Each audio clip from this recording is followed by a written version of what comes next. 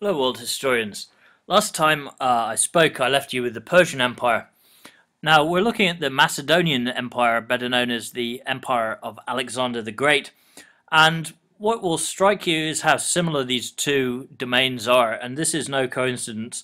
If you look at Alexander, perhaps the greatest military commander of all time, during his short life, and he dies at the age of 32, he basically spends most of his adult life fighting in Asia, heading east towards India, the frontiers of India, and wipes the last remains of the Persian Empire off the map. And really, this is an extraordinary story in its own right. But the reason that I wanted to present this podcast was more to talk about a topic that I want to return to in later modules, which is the idea of this Hellenistic world, this Greek-influenced culture that spread throughout the conquests of Alexander. So even though his empire lasted really not much longer than his life, the legacy of Alexander's conquest, I think, in many ways is still with us today. But when you talk about the creation of this strange Macedonian empire, I think we're talking about the ending as well of classical Greece. And by classical Greece, I mean the Greece of Socrates, of Plato, of the great city-states of Athens and Sparta. And when we go back to the Persian Wars, and of course the Persians are successfully defeated, driven out of Greece, we often forget that immediately following that conflict, there was a period of terrible civil war known as the Peloponnesian War of 431 to 404 BCE, in which about 1 in 3 Greeks actually perishes.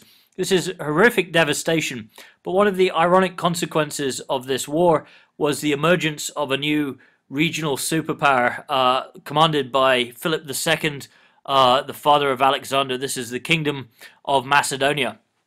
Now, this is a little bit unexpected. Many of the other Greeks, particularly the more cultured Athenians, thought of the Macedonians as being semi-barbarian, essentially on the fringes of Greek civilization. These were farmers, they lived in the hills. Much of the culture was essentially illiterate, although Alexander himself had an excellent education. But this was a consequence of the fact that during the Peloponnesian War, Macedonia had been on the sidelines, had survived the worst of the devastation, but also due to aspects that were just down to pure luck. During this period, for example, the economy of Macedonia went from the sort of backwaters to the forefront of the Mediterranean world through the chance discovery of large gold mines in the Macedonian hills. So this is, again, a combination of good policy and good circumstance that Macedonia keeps out of the war for the most part, but is also able to develop its economy and therefore develops its military. And so much as Cyrus was able to combine the Medes and the Persians into this formidable dynastic empire, Alexander's father, Philip II, is able to reform the military to unite Greece and pave the way for the Hellenization, or the conquest and creation of this Hellenic culture in Asia. So this is an illustration of what we're talking about when we look at the power of the Macedonian military. These Greek warriors, certainly the finest soldiers of the Mediterranean, if not the world at that time. And one of the great innovations carried out by Philip II and used by Alexander the Great was the creation of the phalanx, which was a formation of spear-carrying infantry. And when you think that these units would operate in tight, very well-drilled and disciplined formations, and that these spears were something like 18 foot long, you can see how formidable this would be to an army, particularly of infantry, but also cavalry at that time. So sometimes, the best ideas are the simplest. Just arm your troops with 18-foot spears and teach them to fight in formation. But it's not all military. I think a lot of the foundations of the Macedonian Empire also go to the culture and to the heritage of Alexander himself.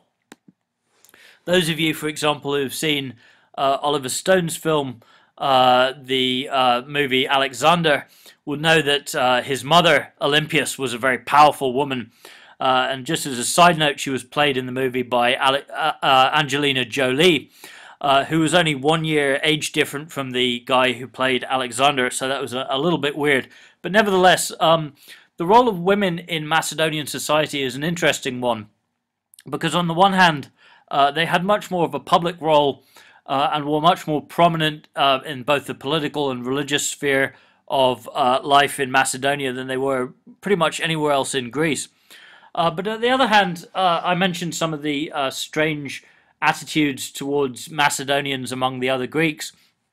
One of the reasons that they were seen as semi-barbarous was the fact that they practiced polygamy. So not only was Olympias a high priestess of the rather mysterious cults of Dionysus and Orpheus, which practiced, amongst other things, kind of ritualized orgies and consumption of exotic stimulants to achieve heightened mental awareness.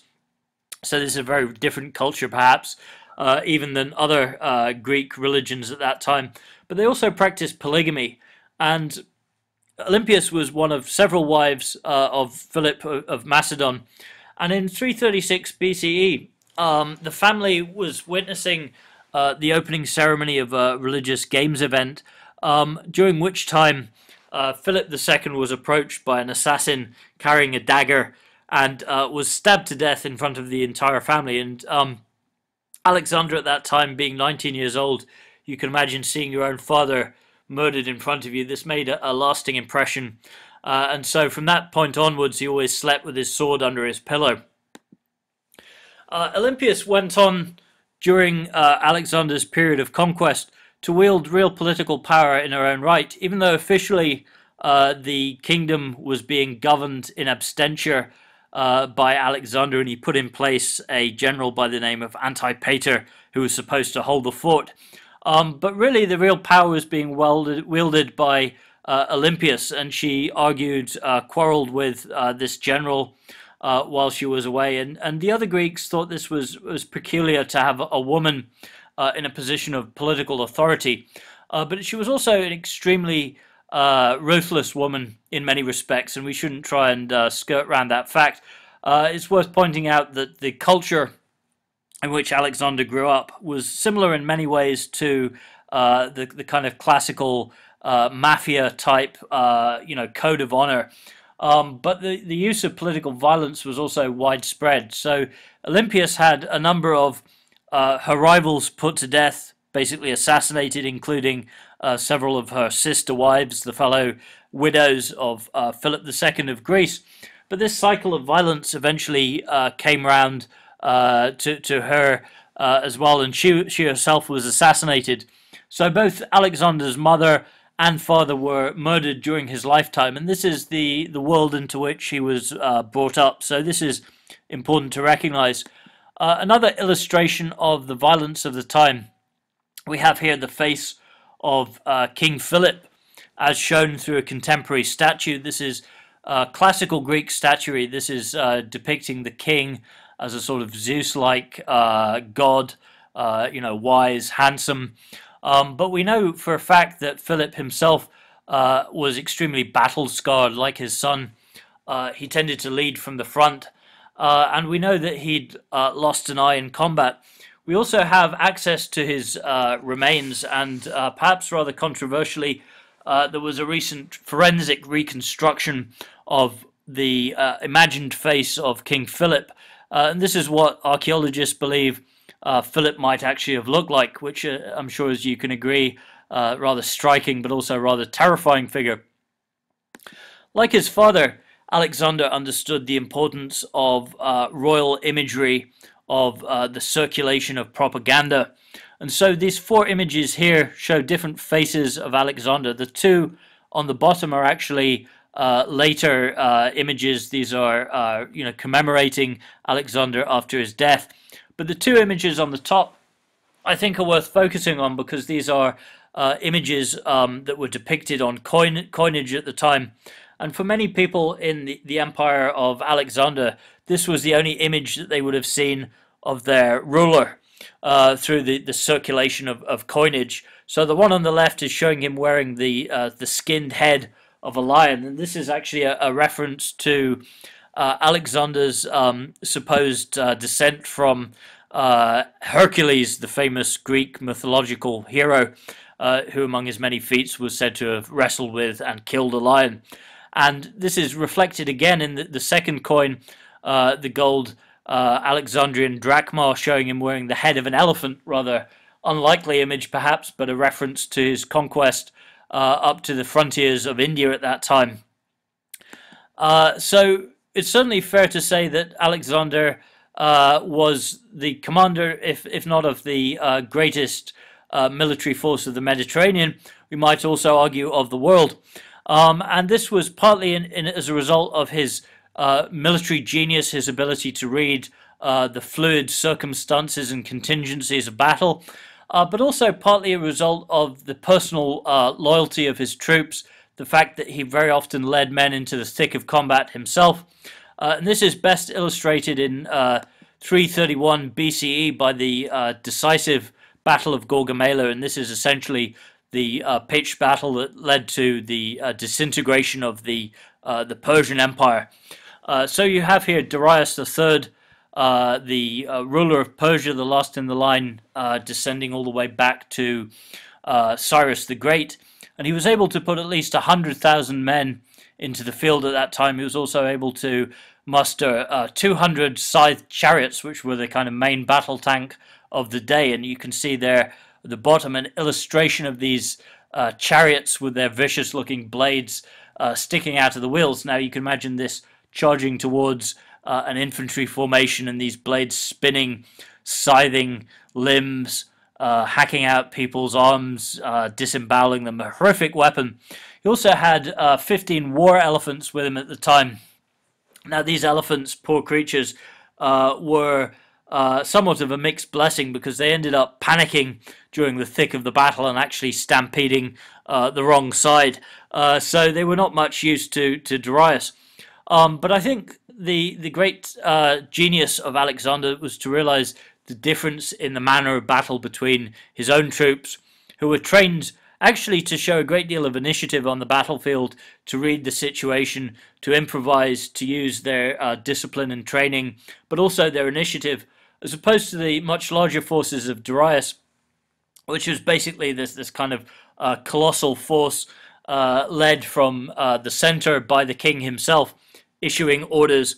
And Alexander realized that if he could cut the head off the snake, so to speak, that the army would disintegrate and flee from the scene of battle. And this is actually what took place. He comes within spear's throw of Darius himself. In fact, Alexander was actually trying to get into a position of hand-to-hand combat, king on king. And Darius loses his nerve, in fact flees the field of battle. And the consequence is panic among the Persian troops, complete rout, chaos.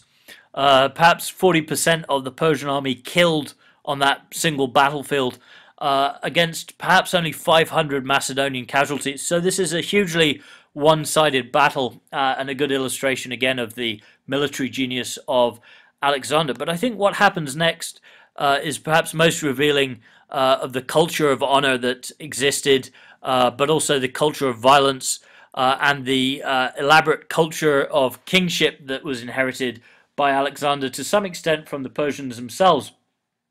So for months after the battle, Alexander basically is leading a manhunt to try and find Darius III, to try and capture him because he'd fled the battlefield. And eventually Darius is killed, not by the Greeks, but by his own troops. And this was led by a general who was a Persian general, a distant cousin of Darius III, a satrap of Armenia. And he goes over to Alexander and says, I've killed your enemy, killed Darius. And in recognition of this fact, Alexander has him crucified and has his nose cut off. And this is, I think, a reflection of the code of honor that existed at that time, and the fact that above all else, Alexander feared disloyalty, whether it was to him or to a fellow king in the case of Darius. So this is a rather ironic conclusion to the battle.